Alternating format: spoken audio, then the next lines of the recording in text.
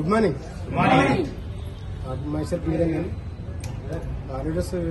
నేను ఒక జర్నలిస్ట్గా 18 సంవత్సరాలు నేను పనిచేశాను. నేను ఒక జర్నలిస్ట్గా 18 years వల్ల నేను కనీసం ఒక బైక్ కూడా చేంజ్ చేయలేకపోయాను.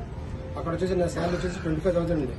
అంటే 18 సంవత్సరాల్లో పనిచేస్తే లాస్ట్ ఇయర్ 23 మార్చ్లో నాది నా శాలరీ 25,000 పెరిగింది నాకు.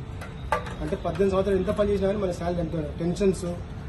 జర్నలిస్ట్ అంటే ఇప్పుడు ఒకటేసారి చెప్పారు, జర్నలిస్ట్ అంటే భయపడిస్తే డబ్బులు ఇవ్వాలి, కానీ ఆ పరిస్థితి ఎక్కడ లేదు. మనం ఇంత రాత్రి మామూలు కష్టపడినా కానీ మన శాలరీ వరకే మనం బతికేది.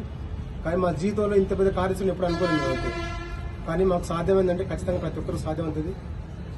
ఈ బిజినెస్ అనేది స్టార్టింగ్లో మా మేడం వెళ్ళి తీసుకొచ్చింది.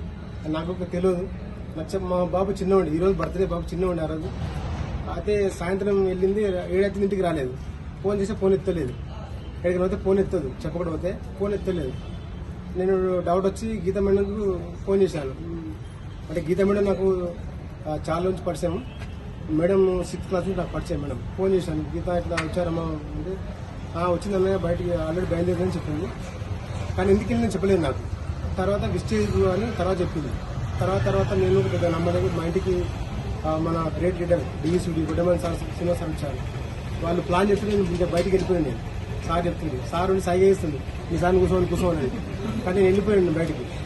ఆ తర్వాత కొద్ది రోజుల తర్వాత అంజనేయ సార్ వచ్చింది. అప్పుడు నేను వెళ్ళలేదు. సార్ చాలా నేను కూర్చొని చాలా ట్రై చేసింది.